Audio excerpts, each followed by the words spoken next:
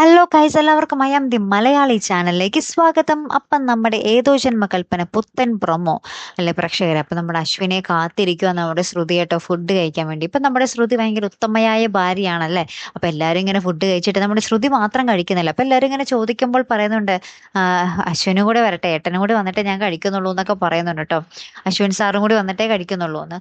അപ്പുറത്തപ്പം നമ്മുടെ മനോരമ അപ്പം തുടങ്ങി കുത്തുവാക്ക്.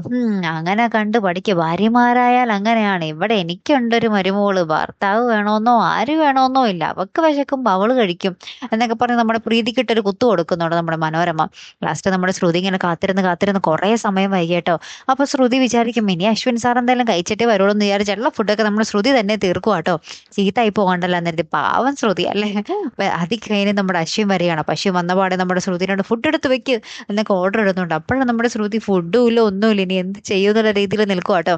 അതിന് ശേഷം നമ്മുടെ ആകാശിന്റെ ആ ഒരു ബാർബി വരികയാണ് ആ ഒരു അശ്വിന്റെ വീട്ടിലേക്ക്. ആ ഒരു ഗസ്റ്റ് അതിഥി വരികയാണ് പ്രേക്ഷകരെ. അപ്പൊ നമ്മുടെ ആകാശ് ആ ഒരു പൂച്ചണ്ടൊക്കെ കൊടുത്ത് സ്വീകരിക്കാട്ടോ. ആരാണെന്ന് കാണിക്കുന്നില്ല കേട്ടോ.